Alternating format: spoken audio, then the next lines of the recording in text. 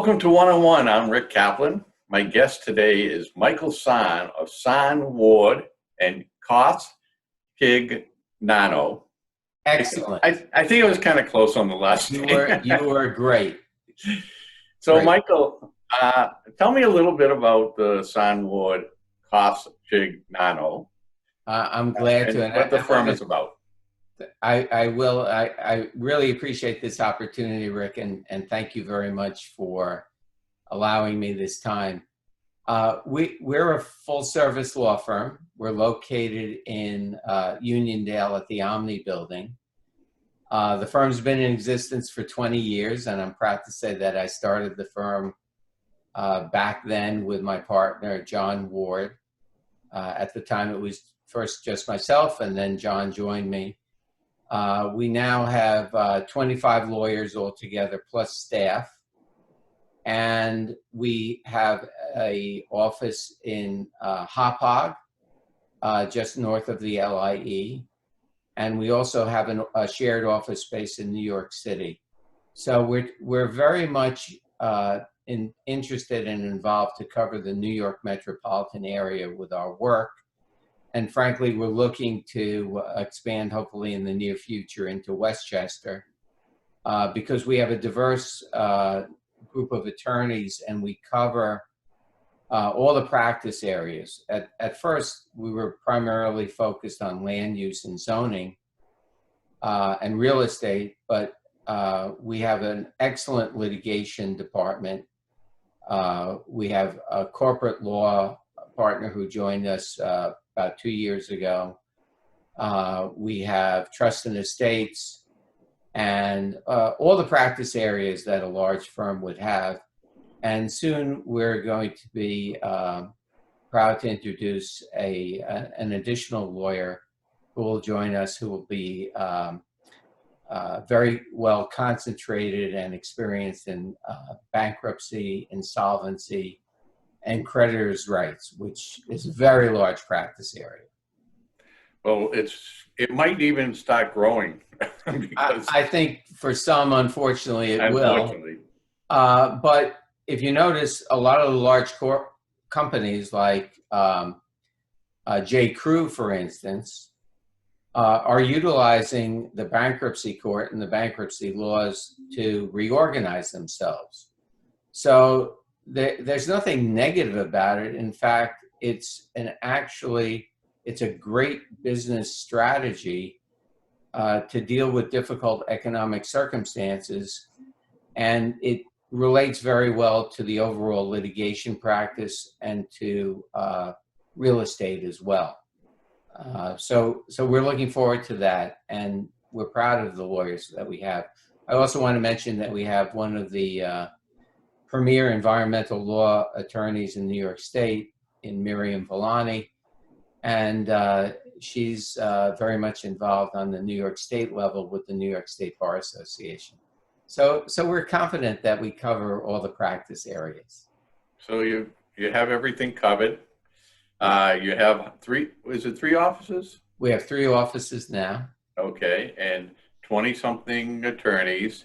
Now, no one gets to go to work. Everyone has to start working from home. So how are you managing all that? Well, it's a very interesting question.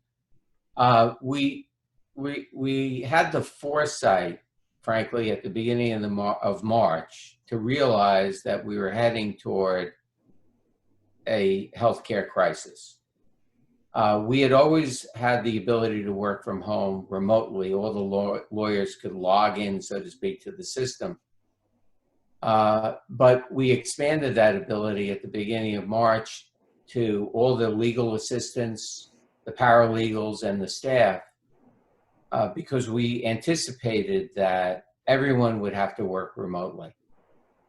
So we geared up the computer system. We got our IT people to put in new security systems because working remotely has a lot of challenges in terms of security that you don't have when you're in the office.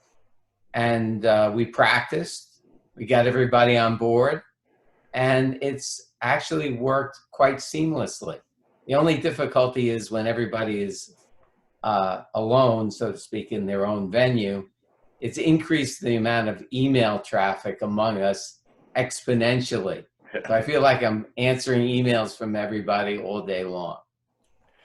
And the Yeah, other thing we've done that I think works very well is we've scheduled regular meetings of people on Zoom or different Teams platforms.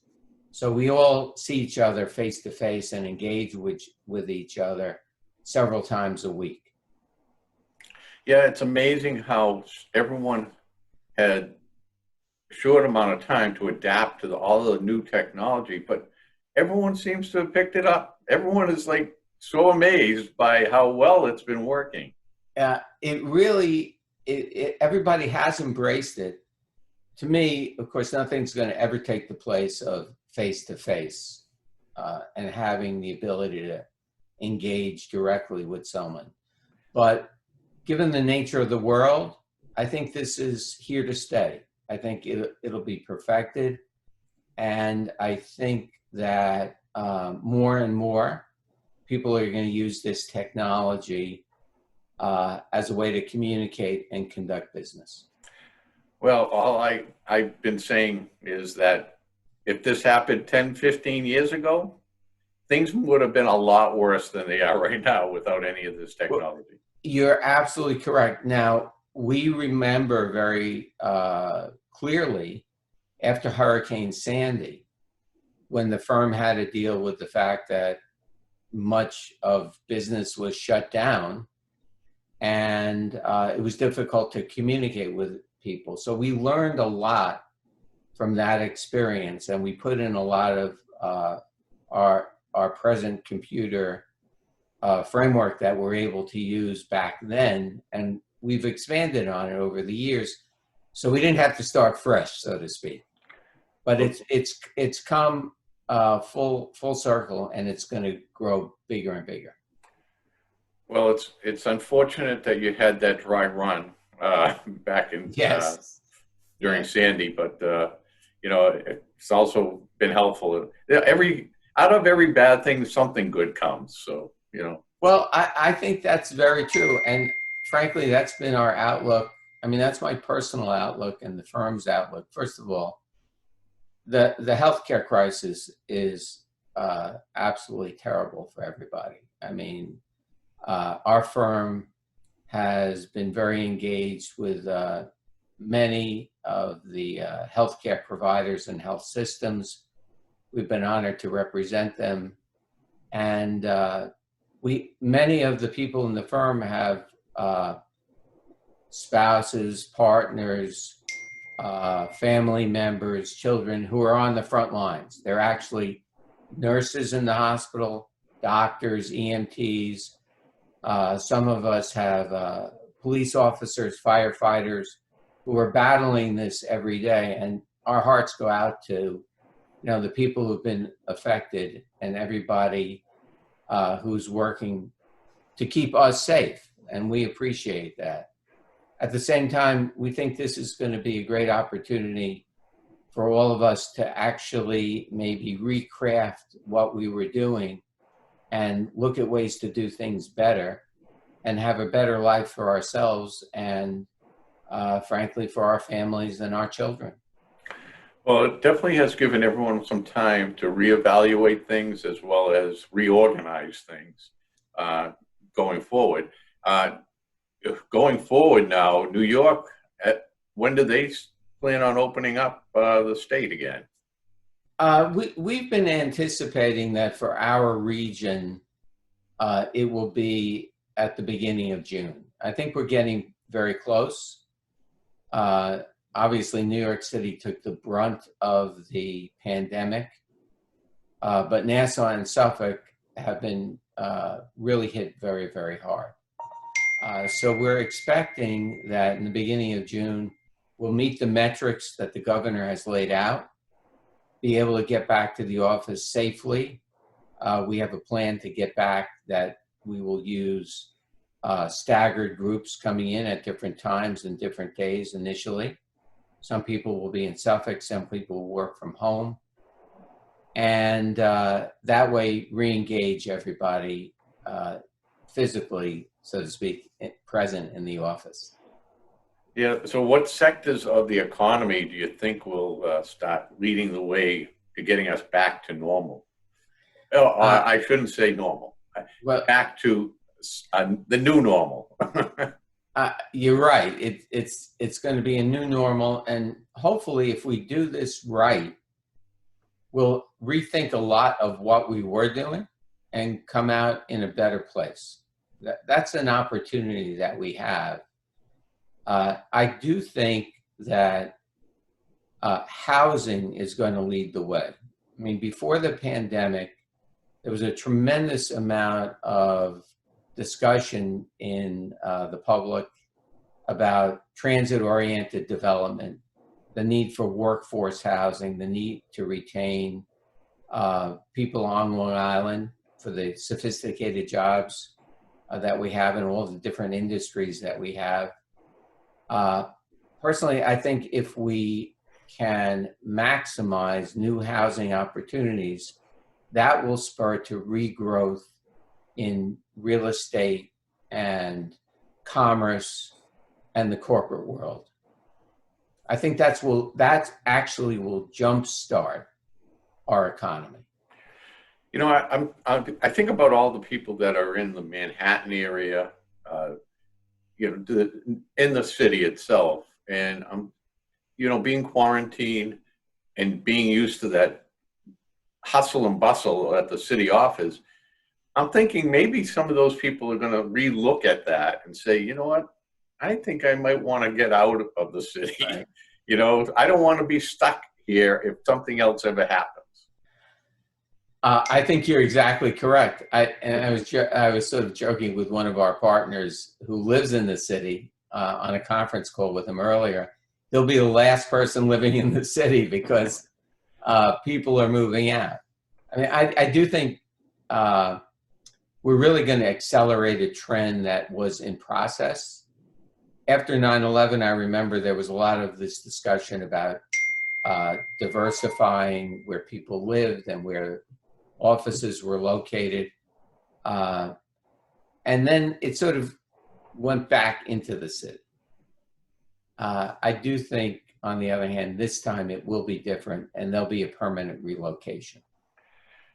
Now, when I do these interviews, I always ask towards the end, which we're coming to, if you had 3 bullet points you could offer to potential clients or people that are dealing with this whole pandemic issue, what would the 3 bullet points you would offer? That's an interesting question. Well, to me, first and foremost, this is a healthcare crisis, and we're never going to get a sense of calm and a sense of confidence in our society until we conquer that. So, number one, I think we have to really focus on healthcare systems, and having in place quality healthcare for everybody, all our communities. That's the basis for a good livelihood. So that's number one. Number two, I think the housing, we have to, as I mentioned before, shore up our housing, provide new opportunities. And the third thing I think basically is to understand that, you know, we are a very interconnected society. We tend to think of ourselves as different segments: public sector, private sector, business, land use, etc. But I think we need a sense of collective wisdom and a sense of collective purpose. And if we have that, I think we're going to achieve a lot of great things. Okay, Mike, I appreciate the interview. Thank you. That's always a pleasure to speak with you. And likewise, Rick, and I look forward to hopefully when we can re-engage in person. Yes, hopefully that's not in the very near future. We've been talking with Michael Sahn of Sahn, Ward, Coschignano. I did it. You did it. You did great. Thank you, Michael. Have a pleasant afternoon. You too. Enjoy. Thank you for watching today's interview. If you'd like to be a guest, a sponsor, or even advertise in the New England Real Estate Journal, you'll find our contact information in the description box below. You can also find all our social media platforms so you can follow us, and please subscribe to our YouTube channel.